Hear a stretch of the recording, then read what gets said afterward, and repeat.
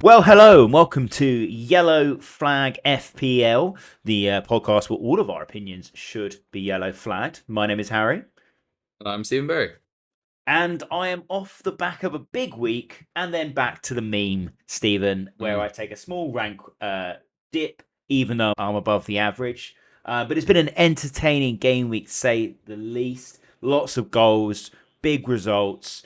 So before we go into those, Stephen, tell us, how did you go? How did you do? A small green arrow. Once again, my captaincy decision. I couldn't just go with Haaland, could I? Had to go somewhere else. As per this season has bitten me. But overall, I'm good. My boy Trey Hume with, let's be frank here, a Messi-esque assist for Sunderland and a clean sheet. If I'm using the cliche, if Messi had done that, we'd all be going mad. Okay, That was nice. Gabriel got me 12 points as well, so that was all good. Yeah, no. Again, I just couldn't help myself with the captaincy. I captained João Pedro, who had one shot, I think. I mean, Nottingham Forest did lose 3-0, so probably was the right call overall, you argue. But then again, João Pedro didn't look that threatening, so he's in last chance saloon, João Pedro. Basically, he's going to get. Actually, he's only getting one more game unless he gets like 20 goals against Sunderland in the next game. To be honest with you, he is very much tried and tested by patience. This man. Yeah, well, Rita went for a similar differential approach and captained Semenyo with a wild card in there as well to get Haaland back. But yeah, I captained Haaland and had some points from Semenyo, Saka, Gahey with a last little penalty assist. Yeah. Although he was on 9 DEFCONs at that point, and he probably should have had 2 assists. There was another moment which saw he should have done better, really. Calafiore got a goal, but then it was disallowed for offside. I was going mental when that happened. And of course, Roofs with a reliable 7 points. Disappointment, though, with Trufflet, who has gone away with 1 point, and Esteve sitting on my bench with 8. Why did you not start Esteve at home to Leeds versus Truffert away to Palace? I don't know, Stephen. I just did a thing. That's what I did, Stephen. I did a thing. I didn't think about it too much. Let's move on, I think is the point. But yes, I have actually got I've got 3 transfers in the bank and 0.1 because I did bring in Casado, who I said was a must-have last week. And then he got benched, much to Jake and other dear listeners' enjoyment. But he did get 6 DEFCONs in 45 minutes. So if he played the whole game, he would have got DEFCON points. So I'm not unhappy with that. And with Sunderland coming up next, I think he will get a lot of joy. The Gabriel's really hurting me at the moment. I think selling him for Calafiore in my wild card was probably an error, but yeah, we can get onto that a little bit later. But I'm pretty well set for the next game week and got some exciting plans for the weeks to follow. But anyway, let's talk about some of the games. Stephen, why don't you kick us off? Which one do you want to crack on with first? Well, I'll kick on with the game where you made a howling error and didn't start Esteve, who clean sheet and 14 DEFCONs, I believe you got. Yeah, that's outrageous, isn't it, really? Do you want to know another good stat about Esteve? Always. He is Man City's second highest goal scorer this season. What? Yeah. No, Haaland's obviously 11 or whatever. Yeah, top. Yeah. No other Man City player has got 2 goals or more. So his 2 own goals in that game last week, whenever it was. Yeah. He is currently Man City's second highest top goal scorer. Wow. What a stat. What a hero. What a hero for Man City.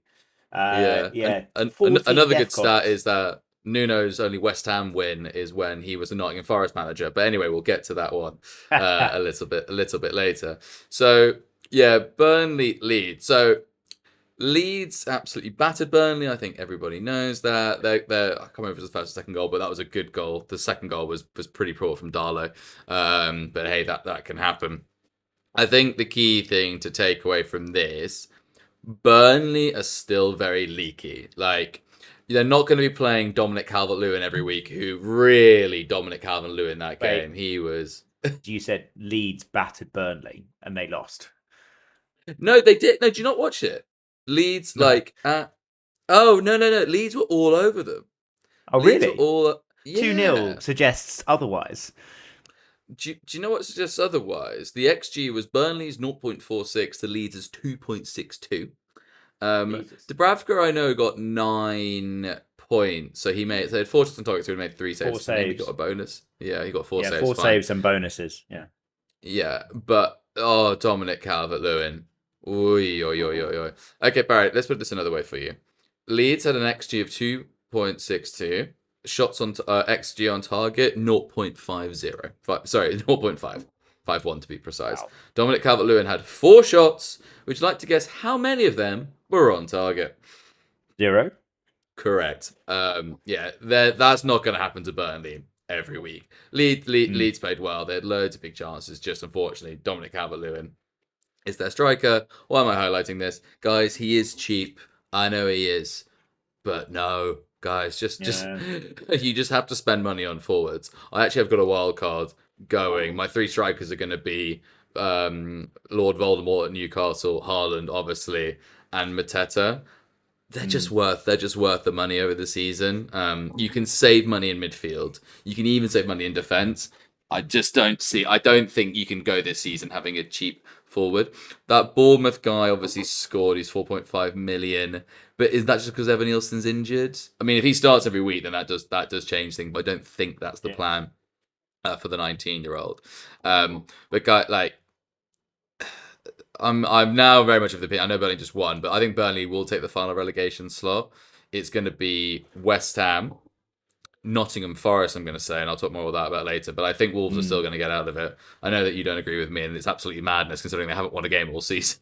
But I'm still Yeah. gonna nail my orange colours to the mast. So, key thing takeaway: do not own Dominic Calvert-Lewin. There are other leads. I'm still have Goodmanson. He's fine, or Rondon.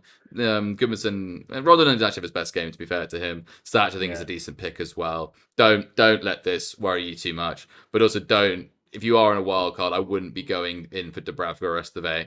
I think there are just better options. I think Darlow's a better keeper at 4 million, to be honest with you. And at the 4 million range, you can have Alderate, who no Sugar, you can have any of the Sunderland defenders as well. So Yeah. don't be ploughing in on Burnley. Is Anthony right? He's the 4th highest scoring midfielder in the game? Yeah. Uh, He's quite injured, isn't he, at the moment, I think? yeah, I wouldn't be looking at Burnley, but all my Burnley players are going out on my wild card. Let's put it that way. If I'd be wild carding, Yeah. I'd be getting rid of all Burnley assets. Basically, they're just even at their price, there are other options Mm. out there. Fair enough. I was actually thinking about starting Esteve this week, who have got Wolves away. Would you put me off that? Is it chasing points from last week? Yeah, I would actually. For context, my alternatives are Van de Ven away at Everton and Gahey away at Arsenal. Mm, Neither of those are ideal, really, are they? Mm. Wolves. We're not going to talk about Wolves and Sunderland a great deal, but they played well against Sunderland. Um, Mm. Probably should have got a goal, I would say. Rose again made a great save. I'm It's a difficult one because I think Wolves will win that, but because it's such a must-win game. Burnley have played Sunderland at home and now Leeds at home, Mm. and they won them both. Like Scott Parker's gone. I mean, okay, they got lucky. They deserved to win against Sunderland. They got Hmm. lucky against Leeds. They came up and Dermot Calvert-Lewin in some fine DCL form, but nevertheless, they've got the points. Wolves are 5 points off them. But it's a free hit for Burnley, and Wolves are down there because like teams in that area you're just not very good under pressure. I'm still leaning. I think Wolves will score that game. I will say that, but yeah, Wolves that is a lot of pressure on, and so far this season they haven't really delivered. But I'm backing Wolves in that game. I'm going to say Wolves are going to get their first 3 points of the But season. But even then, like I would back him to get Defcons over Yeah. Van de Ven's going to get 2 points because we will concede even if we win the game. And Gahey Mm, away at Arsenal is just not a nice fixture in general. mm, So yeah, I just kind of feel like if he walked away with 4 points, I'd be happy with that, and I'll snatch your yeah. hand off, snatch right now if that was offered to me. Um, yeah, I think Burnley have got enough. I think they've got enough to beat Wolves. I'm really Okay. surprised you're backing Wolves to get out of the Um. relegation zone. You're surprised that my rogue opinion that seems to be going wrong, that I'm doubling down on it, because I never do that. Yeah, of That's very course, out of of my course. character. Yeah, yeah. I mean, Sunderland will be fine. Mm. I think Forest are in trouble. West Ham are in trouble, but we'll get onto those a bit later. But okay, cool. I think probably what I'll do, Stephen, is I won't think about it like I did with Trufflet. I won't start, and then I'll just start him thinking, yeah, sure, that makes sense. And then it'll work out for me. I don't know, maybe who Yeah. knows. Cool. Well, let's move on. And I'm going to talk about, well, let's save the Liverpool Man United game to later because then I'm going to get you to squeeze some compliments out about Man Of United. course. I'll talk about my team. Mm. Really disappointed actually because we had first 20 minutes. We scored a goal. We know the goal ruled for offside. Kudos would have got that goal as well, which is a shame. Mm. That he was a mile offside. And we looked well in control of the game, but then towards the end of it, I don't really know what happened, but we just Yeah. completely lost the tempo of the game. We lost control, and it. I was thinking to myself at the end of the first half, something needs to be said in the changing room just to get them like properly up because we were losing every second ball. We were losing every first ball. We were getting skinned in and out. Both goals were, you know, perlers from outside the box. I mean, Rogers' goal Yeah. is beautiful. Yeah. Yeah. It's sort of Gareth Bale esque almost, but um, and then it just didn't look like we were going to get back into it. I thought Xavi had a really bad game. Yeah. He didn't look good in attack at all, to be honest.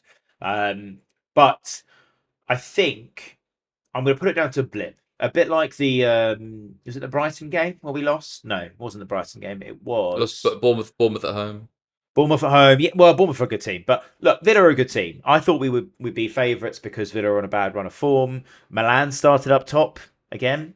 Now that's Uh, interesting. Now that was interesting. Yes. that Yeah, that was was interesting. interesting, yes. But then Watkins came off the bench, didn't do a great deal, but I can definitely see them both playing. I don't think it's an either or there at all.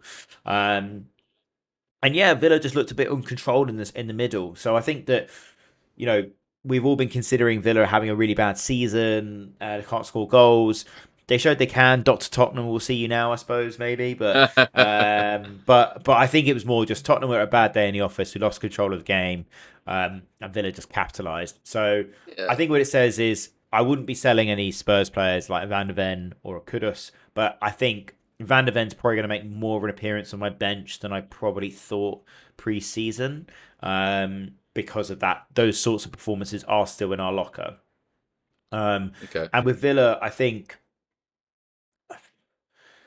Rogers is expensive. He's what 6.8 million. But if you had a £7 million slot, he could be a really nice differential because lots of people have sold him. He's playing every week. He's a really good player. He can bang things in that we've seen. Um, so yeah, I think people should look at Rogers again because he was really good Yeah. in this game and looked really attacking. Okay. So I guess to take another sort of slant at it, are Villa going to score those two goals every week? Probably No, not. no. I mean, Vicario could have done better. I think I can't remember what it was. I think not, it was not the Roger one, the other one, but I think Vicario could have done better as well. Nah, Like, for me, it came it's from it came from a crowd of players out around the outside of it. There's no fine. way you could see it. Yeah, they were just really two really good goals. Okay, fine. But anyway, I don't think Villa are going to be scoring them every week. At least not two Yeah, in one game.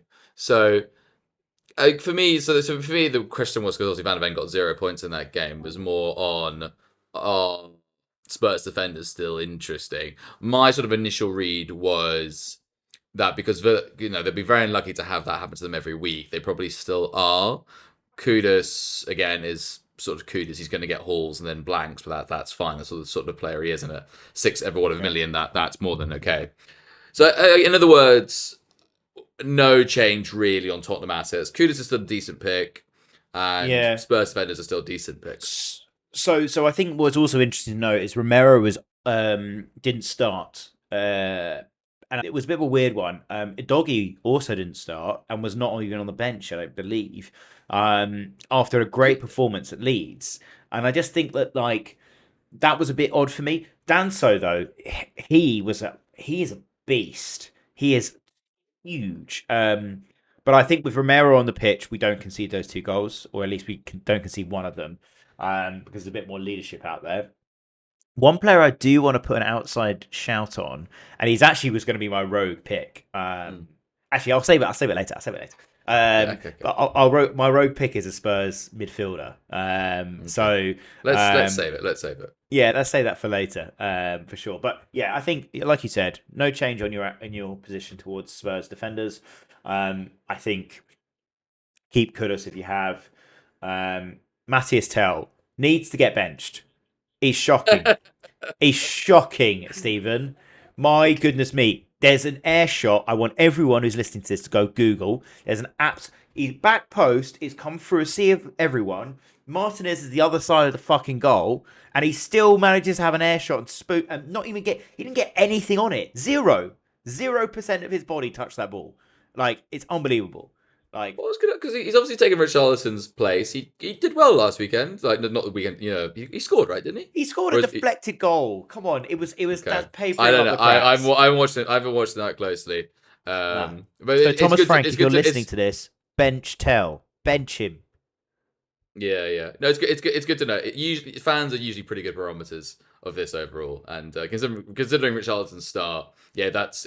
In other words, avoid Tell. Tell sounds like he'll get his place in the team for much longer. Yeah, agreed. I imagine he's cheap because obviously, like he's probably a midfielder on the game. He's cheap. That would be tempting, but if you think his place is gone, then obviously no point. Hopefully. So, from one terrible Northwest London club to another, West Ham. So, I've been doing a bit of digging on this. So, let's just be very, very plain here. You do not get battered by Brentford at home. You just don't. That is unacceptable. Genuinely unacceptable. Like, I couldn't believe what I was watching. And the thing I've been reflecting on is we spoke about it in lots and lots of detail how Nottingham Forest overperformed, how Chris Calvert-Wood has now come back to being the player that he is. Let's look back at Nuno's career. Okay, he got promoted with Wolves, but he had Ruben Neves there, which is ridiculous for a Championship player. Wolves then did okay in the Premier League after spending a lot of money, but then they started to drop off. Okay, you could argue that they're much worse now, but he had better players there. Nottingham Forest were a shambles when he's gone. Ironically, this game I'll get to later. The last game under Ange, it actually looked as if something was actually working for Nottingham Forest, but not to be. Basically what I'm trying to say is, I don't think Nuno's going to change much with this, guys. I know it's early days, but if you go through the team, there's just not a lot of people that you really rate. It's also quite an old team. And in an era where the Premier League is just getting younger and younger and younger, like Souček is still there, Kilman, Paquetá's very inconsistent. I don't see what anyone's going to do. I think we've been a bit harsh on Potter as well, saying he was doing nothing. There's obviously a lot of No. I'm not saying he did a good job. I'm not saying he did a good job. But basically, let's put it this way. People said, "Oh, Nuno, he's going to change this around. They're going to be He's going to Allardyce them in the 2010s, basically." Is he? Was he? Yeah. Like, if you look really critically over his career, he obviously did not a terrible job at Spurs, but he went. Okay, okay? If you also put this in the way, would you say any manager who goes to Saudi and comes back to the Premier League is going to do well? Probably not, right? over the long run, they're going to do badly. Let's just be very, very clear about that. So they basically last season was a complete fluke. I think we need to just remember that it was a complete fluke. 17th to 6th or whatever they did. You just got lucky essentially. Leicester after they won the league, they went back down. You can have a hand of a fluky season. So basically, yeah, in summary, go at West Ham. Really, really do. They do not look like a team. They look like an old team who know what's coming. The fans are really on their backs, which can't help. They don't enjoy playing in that environment. They've only had one good result this season, which is when they obviously battered Forest away, who also are a shambles. So those thinking that West Ham will turn it around or Nuno's going to do something, he's not. It can't get any worse for West Ham. It can. It's basically it will. Yeah, I didn't bother watching this game because I thought it would be the most boring game in the world, and it probably was. It was entertaining just seeing how awful a team can be. Okay, and I have Brentford did play well. I know. I will admit that. I will admit that. Kelleher But wasn't great though. Keller wasn't well, great, but then again, he also had nothing to do. So that's, I'm being a bit yeah, I was harsh going to here. say he had one save in the entire game. You know, like It's very right. Yeah, yeah. Geezer's Geezer was chilling. Mm. Yeah, it's a weird one really because I do rate Nuno despite his previous experiences at Tottenham, but I think like I kind of hope he does well as a big fuck you to Marinakis. And keeps them up, and as Forest goes down, that would just be beautiful. That would be funny to be Uh, fair. it would be funny, exactly. I saw someone on the fan debate that Sky do, the Forest fan that was there. She said, "Yeah, he dropped a clanger, but it's going to be fine." I'm like, "He's dropped more than a clanger." Like, I think Nuno is a solid manager. He'll get them playing well. It's his first game, or second game in charge. Like, I have a bit more hope for West Ham than you do. I think Brentford will be fine. They showed their quality last night in terms of they can score lots of goals. They had another goal disallowed, I believe. Thiago as well. So I think Brentford will be fine. I mean, they're 13th at the moment. West Ham are 19th with 4 points from 8 games. Yeah, It's Barry, you said insane. West Ham are going to go down anyway. So why do you now have more I hope think for them? West. I think West. Well, look. Put it this way: you are right with your analysis. I know, crazy thought. You are right with your analysis that their team is not very good. The problem with Graham Potter is he wants to play attacking football. If you play that Yeah, with not a very good team, you're not going to do very well. yeah, See fair enough. Postecoglou. See Postecoglou for more details, right? Um, but now they've got a manager that's going to create a much more structured system that's going to play to everyone's strengths rather than forcing square pegs into round holes. So I think that West Ham will be okay. I still agree with you. It's target West Ham. I think who have West Ham got next week? West Ham. They They have have got Leeds away. Leeds away. So I would be like up DCL. Why not? um, No, no, no, no, no, no. but the point is that I think it's still target West Ham, but I think he will get them playing in a way that suits the players in that team. Um, I think the main blame really lies at the board, but we won't go into that. Yeah, So I think West Ham will be fine. I still think target them. I think Brentford are a decent team. I think Thiago is still ticking along quite nicely. he is Um, and, 6 million. 6 million. How many goals? He must have scored 4 or 5 goals this season. They do have Liverpool next. That's tough. Palace, Newcastle, Brentford, but then Burnley as well. So, uh, yeah, I would be fine owning Kelleher still, and I would be looking at Thiago, but I wouldn't be looking at anyone else if I'm honest. Okay. Um, Yeah. from that team. Um, I just want to say just one last thing. West Ham did not right. look like a structured, organized team. That they look like a team who have given up. Um, their players are all on big Well, wages. All of them are about to run out soon. Like I just don't. Other than Bowen, I just yeah. don't see anyone there. Maybe Paquetá. Who cares? Basically, they're all old. They're all in the twilight of their careers. They brought on some young players who might do something, but it's not a great environment for a young player to go into. I'm Mm, I'm I'm really really not seeing it. I yeah. can't. West Ham's also a toxic club as well. Like a lot of their I mean, there were people leaving at the 81st minute last night, and it's just like, come on, guys. Yeah. Like you can't be throwing in the towel as fans already. Like it's not even November. Like grow up. Mm. So but I still maintain. I think you're going to maintain that Wolves are going to stay up. I'm going to maintain they're going to go down. I'm going to maintain that West Ham are going to stay up, and you're going to maintain that they're probably going to go down. You said they're going to get relegated at the start of the season. Why? I don't. What? Yeah, What have you seen that would imply? Is it just in the I Nuno don't know. factor? That's it. I have more confidence in Nuno than I did do Potter. Put Fine. it that All way. right. I'll give you that. That's a big change. Fine. I'll give you that. Yeah, that is a big change. It's a big change in style. Yeah. Look Yeah. how you got Yeah. Yeah. Forest playing. I mean, if we say that Forest had an extraordinary season, that is a lot to do with the manager.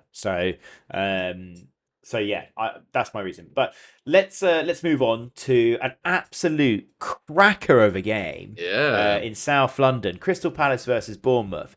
Now, the reason why I wanted to talk about this game, not only because it was just awesome and to highlight my silly mistakes of putting Truffle on the pitch instead of Esteve, but it was also because this is the reason why the Premier League is the best league in the world.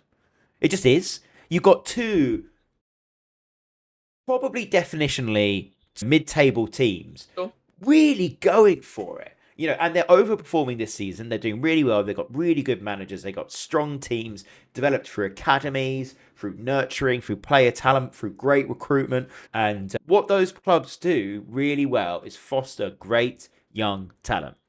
And it was just all to see on the pitch at the weekend. So, yeah, obviously Bournemouth went 2-0 up. Then Mateta got his first late or early in the second half. Then it went to 2-2. Lovely goal from Bournemouth to make it 3-2. I think they had a goal disallowed as well. And then obviously the penalty at the end, which Gahey won with what was frankly a rugby tackle. I don't know who conceded the penalty, but he must have Mateta in his fantasy team because that was not a football challenge. That was ridiculous. Yeah. But it was a really good game. I thought, Palace have a really difficult run, but would you think, Stephen, a question to you, Stephen, do you think Mateta is fixture proof? Because I'm thinking about selling João Pedro, and he's a perfect switchover, don't you think? I'm literally doing so. I'm getting Palace of Arsenal next. So João Pedro's in my team because he has Sunderland at home. As I said, even if João Pedro gets a triple hat trick, he's going for Mateta. And also, Palace's run is amazing. They after Arsenal, they have Brentford at home, Brighton at home, Wolves away, Man U at home, Burnley away, Fulham away. So that's 7 fixtures where they're getting at least 1 goal, maybe at least 2 in all of them potentially. So yeah. No, sometimes fantasy football can be quite easy. Like, why would you not bring the big man in?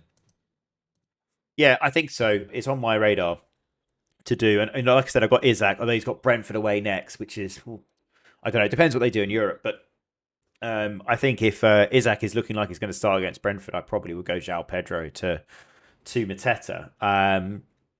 But yeah, I mean, other things about this game, like Semenyo only got the assist. This Kapuri Jr. started, got 2 goals, 2 bonus. And you were right to highlight that it was because Evan Nielsen was injured, but he's still flagged at 50% in the game. So it could be a couple more weeks. And Kapuri is 4.5 million. Yep. But you could be just swapping out a problem later. But if he seizes his chance and starts doing really well, if he starts scoring more goals, does Evan Nielsen come back into the team? I was just about to say, Evan Nielsen has hardly set the world alight. Yeah, so I agree.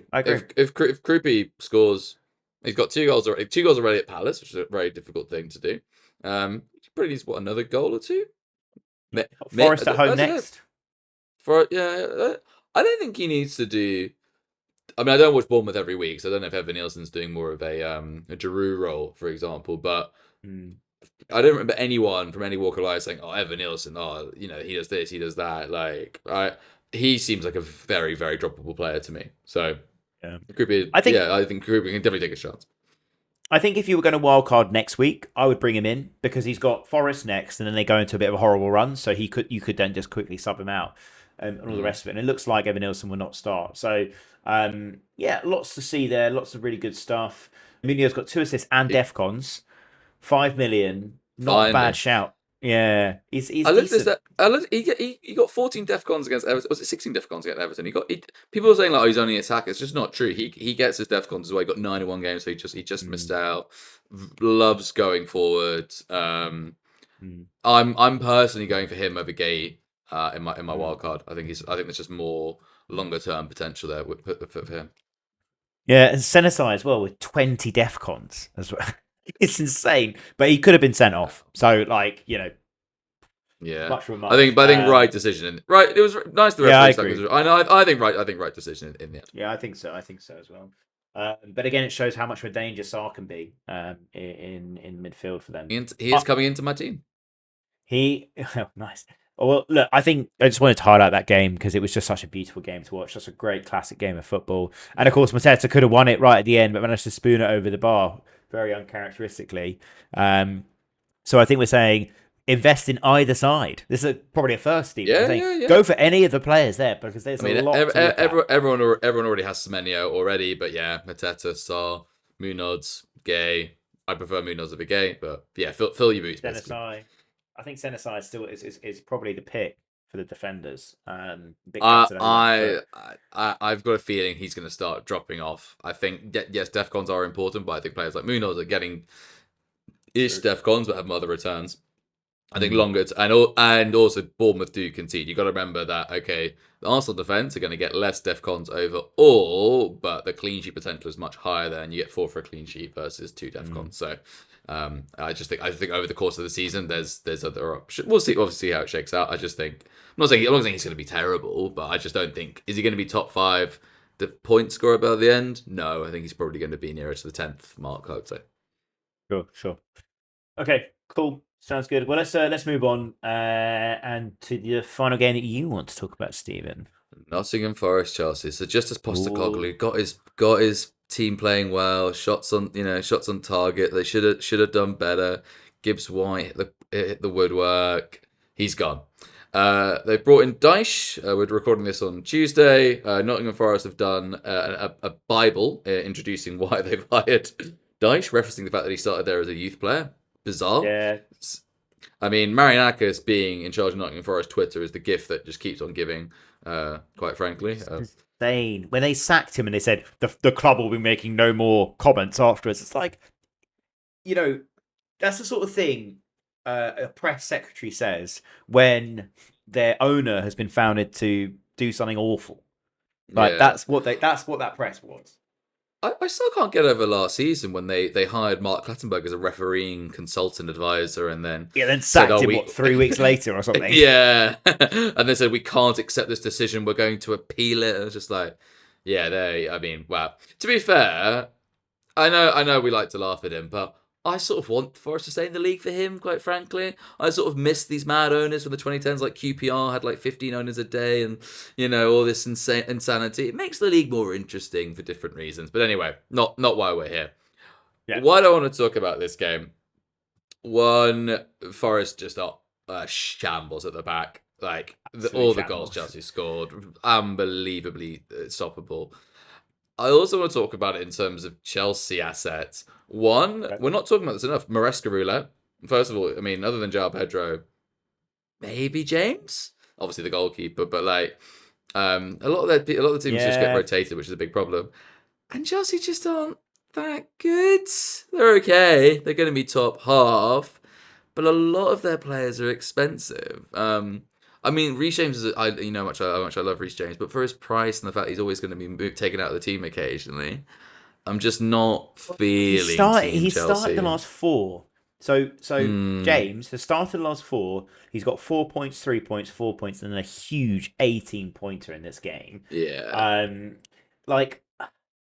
I don't know. Reece James was going to be a potential outside shout. He's 5.4% owned, 5.4 million. He's got a decent run. I mean, if you had played as a DM in this game as well. Yeah, that's how he got into the positions. He became like the core. No, I'm saying that's a positive thing. I'm saying he's a defender, but he's probably more likely to get defcons there and forward. I mean, he's just made of glass though, and they're in Europe. They're gonna get Maresca roulette. Yeah. I mean, we got to remember we haven't had European football for a bit. We've got a couple of weeks break. I think he's, I think the only person who's guaranteed, if you ignore the goalkeeper, might be Cucurella. And again, I don't know if Maresca is rotated because he's a Pep, or what I think is more likely is he doesn't know his best 11 yet. So I'm sort of going around the houses here, but Chelsea also have a fixture swing against them coming up. Their players are quite expensive.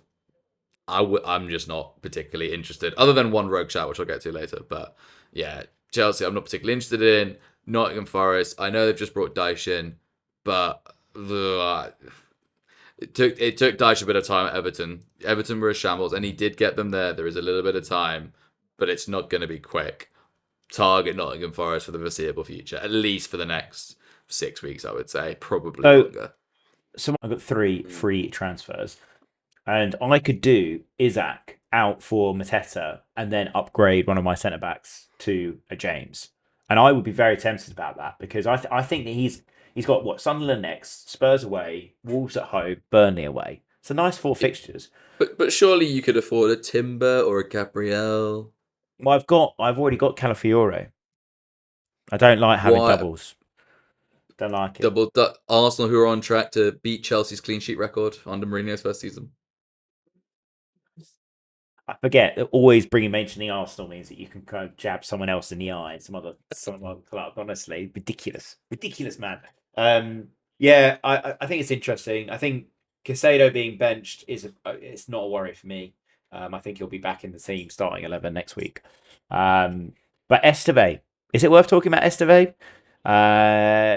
He seems to be doing quite nicely. I mean, I don't know how long he played in this game, but he just looks like a really nifty player. Esteval, you mean? Esteval, sorry. Bro. Esteve. He came off the bench Mm. for Neto. He looks electric. Probably is going to be something in the future. Just doesn't start enough. Ganacho starts. Yeah, I don't know why. I mean, okay, but like if Ganacho is keeping out of the team, that's something quite. Well, yeah. I think, but maybe he thinks he's too raw. Because he looks good. No, I'm just not convinced by any Chelsea assets, to be honest with you. Fair enough. Sanchez keeping a clean sheet again is one of the biggest injustices in the world. I don't know how many points he has in FPL, but there should be 0. There is just no justice in this world. And over the course of the season, that will correct itself. I'm telling you now. Well, he's got 24 points. The last one he That's got 24 5 too points. many.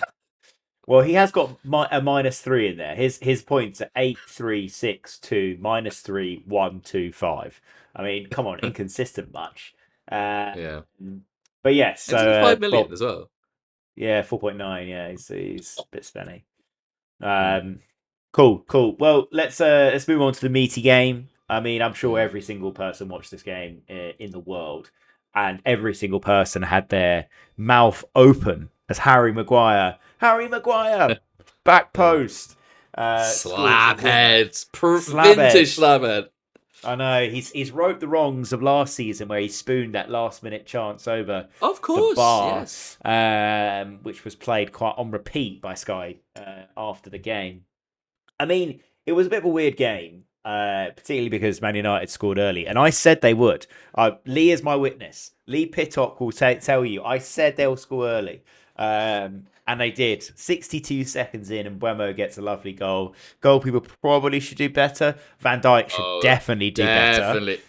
Yes, Both of them, I think were pretty average in that respect. Ahmad gets the assist for that one, and then the last goal is just.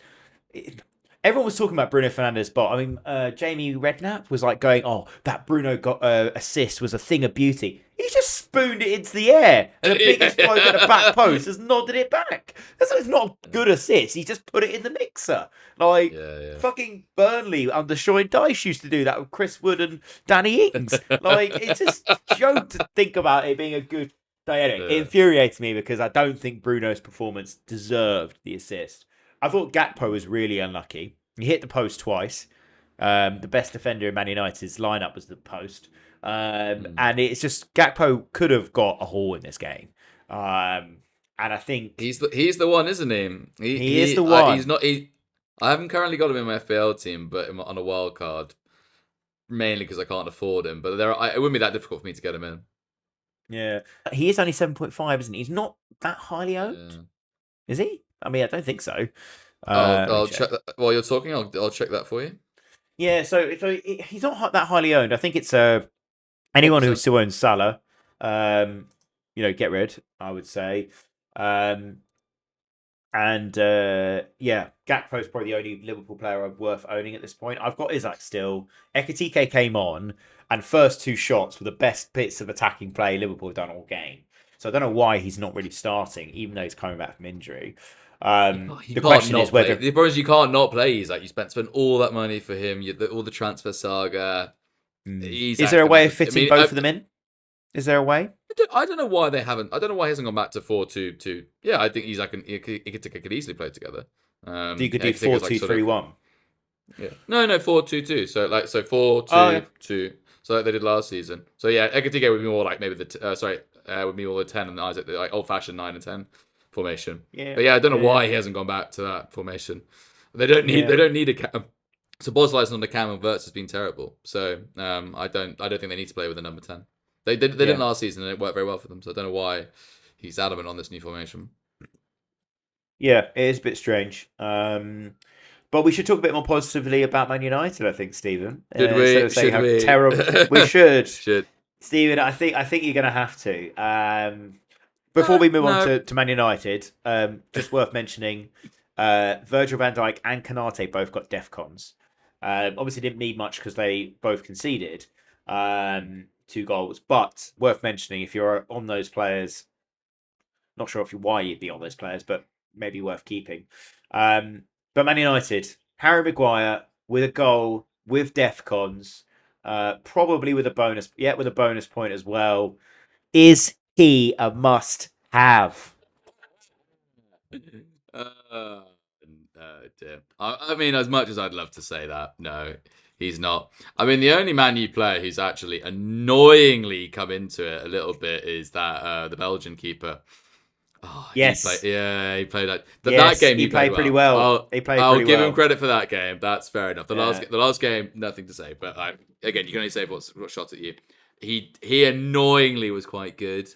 So, do I want to give Manu any credit? Absolutely not. So, first of all, the early goal really changed everything in that game. Yeah, it did. First Yeah, of all, yeah. it sunk the crowd. Yeah. And what it meant was that basically Man U could sit back. The big issues that they've had this season, they've been going for it and not really, and teams sort of not quite a low block against them, but like defensive enough. Liverpool then everything went out the window for them and they had to go for them. Man U, for all their flaws, do have pace. So they were able to counter attack quite well and it worked really, really nicely for them. So if that early goal doesn't go, I know it did, but like that really, really was a huge game changer. Even with that, it still got to 1-1. And as you said, the second goal maybe shouldn't have been defended, but like it's just it was just sort of lumped back in. There were 3 unmarked Man United players at the back post. Yeah, 3. Yeah, terrible. Yeah, terrible. So Queuing up. You know, is that going to happen every week for Man U? I think Man U going to score in the whatever it was, 60, was it 70 seconds, whatever it was. No, Yeah. Is that defending going to happen again? No. Are they going to play against the goalkeeper that badly again? No. So no, and also, what are Man U going to do? They are going to do exactly what you're saying. They're like, oh, we're back. The formation's working. And then lose at home to Brighton next week. Like, that's just what they're going to do. Like, they just are. Oh, it's Brighton as well. What a horrible next fixture at home to Brighton. That's literally the one that couldn't actually have gone, or like a Newcastle or something like that, where they're like, oh, yeah, we should win this, but it's a good team, and they're just going to lose them anyway. That's a terrible next fixture for them to really burst the balloon. So, honestly, go on. I was going to say the man who's got his long hair is getting a bit hopeful now because they got Brighton at home, Forest away, and then Tottenham away. Oh my God! Do you know what? I actually think they could get a result in that Brighton game because they'll have the spirit of it. And look, Man United is a sleeping giant. Let's be real. They've got a really loyal fan base, an amazing stadium. Half decent players. You say what you like about them, they're still pretty good players. The manager's a bit tin pot. The goalkeeper, he looks much more confident and assured, and maybe that's filtered amongst the rest of the team. And yeah, look, Liverpool were there to try and beat them, and I said before the game kicked off, it was a bigger game for Slot than it was for Amorim because it's a free hit for Amorim. Oh, 100%. Yeah, definitely. So if they go with that mentality, that positivity, I think they can get a result against Brighton. And then they got Forest away, who we know are tin pot, but with under Dyche, maybe they suffer. So I think it's going to come down to the boys in white in North London to end their hopes, or to be Dr. Tottenham. We'll see you now. For that man to get I think Brighton cut. 2-1, a 0-0 at Forest, and then Dr. Tottenham give them the win. I think that would be the Okay. There's much likely to happen. But I do like Lamens. I do. It's 5 million. It's expensive. I just looked at his price. The second I saw that, I'm like, no. If he was 4.5, which he should be, by the way, he's tempting. Because Man U, I mean, Man, you do concede. There's not do face a lot of shots basically because they are. Amrin, before you want to say it is an attacking system, Yeah. but no, not at 5 billion. Not for me. You So got to remember he's played well in both games and only got 6 points for the clean sheets. The bonus system, whether you like it or not, doesn't really favor goalkeepers. So even though he's played really well in both games, he's only come away with 6 points. And he's obviously has no assist and whatever potential. So no, not for yeah. me. So it's worth mentioning this. Man United have had two other goalkeepers in this league this season, in the form of Onana and Bayindir. Lemons has now Yeah, outscored both of them well done. in two Yeah, games. But yeah, I agree with you. He's probably not going to face the most amount of shots, therefore probably won't get the most amount of points. But I think it is worth, if you were going to go set and forget, I'd be tempted. He's 0.6% owned. Um, it's an okay run. It really is. So I'd be tempted by that. Maguire is 4.4 million. Definitely worth a look can't at. believe you're actually playing this Maguire drum. I really can't believe this. 0.8%. He's got 11 points in this game. He scored against Chelsea Mm. as well. He's got 1-11, 1-1-11. What a run. And Ahmad as well. 6.3 million, which is quite spenny for that midfield. But if you were looking to move on a Kudus for some reason, or anyone in that sort of price bracket, I can see that. I can see an Ahmad going in there. It's difficult to recommend Man United players and keep a straight face, but and maybe we're drinking the Kool-Aid of the fact that this is just an unreal result for them. But yeah, I do think if they get a result against Brighton, I think it's worth looking at their players. Would be my advice. Okay, cool. Cool. Should we run on to your All wild right. card then, mate? Yeah, well, I'll do my top, middle, and rogue as part of it. So, in terms of my banker, it's Roast actually. Talking about set and forget goalkeepers, I think it's got to be Roast, top goal scorer in the game, and I just cannot see that changing. He makes great saves. Sunderland are pretty rigid as well. A lot of his saves are like from distance and stuff like that, so they're sort of good regulation saves. I don't see him slowing down. Sunderland he's gotten points against big teams and small teams, made some penalty saves. He's only 4.6. The last time I looked at bringing in a goalkeeper who was 4.6 and I didn't do it was Martinez in that season. So I'm not having that mistake happen to me again. And of He's course, also I only told you 5.5% owned. 5.5% owned for the top goalkeeper in the game. People just don't bring in goalkeepers, I suppose. And I think also maybe people still don't back Sunderland. They still just don't think they're a Premier League team. Maybe I don't know. But no, he's gonna Fools they are. he's gonna Fools. keep. Exactly, I agree. Triple Sunderland, mate. So he's my banker. My middling is Statch at Leeds. Okay, nice. He's obviously not done as well recently, but Leeds do have a good run. I am not bringing in Double Calvin-Lewin. They've got West Ham, then they've got Brighton, then they have Forest. Like that's a nice little run for them. Villa as well. Yeah. I'm not as confident on Villa as you are, so that's a nice little run for him. And he's 5.1 million. He's pretty cheap, and he likes to shoot, so he's my middling. And then my rogue is Achapong again. He's been my rogue before. He Yeah. started the first game, then didn't come in, but he seems to be he's the only one I'm starting to see like okay, Maresca even said as well, like yeah, he can keep his place in the team. So he's 3.9 million now. So Oh, of course, because those people um bought him and then sold him. Yeah. yeah, it's 3.9 million now. So for that price, he's and Chelsea will get the occasional clean sheet. I mean, again, he has to be broke because of his expected minutes, but yeah, he would be in my ones. But yeah, in terms of my wild card, we'll send a screenshot to you. But sort of the highlights are triple Sunderland, triple Palace, and triple Arsenal. Well, we'll share that with the viewers and listeners on Instagram so they can have a few pop shots at you, hopefully. But yeah, moving on to my banker, middling a rogue. So my banker is actually Saka. Look, Saka didn't score or assist, but still walked away with 7 points this game. Yeah. 7. He's got 12 DEFCONs. He's so still bang on the Arsenal's money. main. Sorry to interrupt. He's still Arsenal's main attacking asset. Eze did not have a good game as a number 10. It's very much the 90% of what Arsenal's going to do is going to go via Saka. Yeah, he was creating a lot. He was winning fouls. He's got second for bonus alongside Trossard, who scored.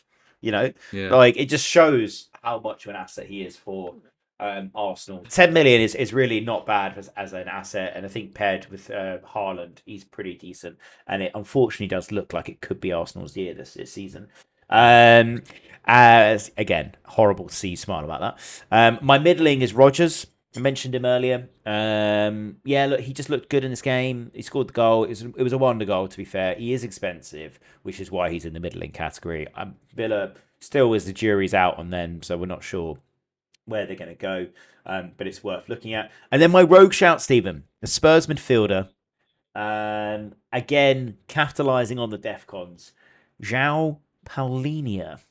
Okay. So, he's got 2 bonus in this game. He's got an assist. He got 16 DEFCONs, which is Wow. Okay. insane.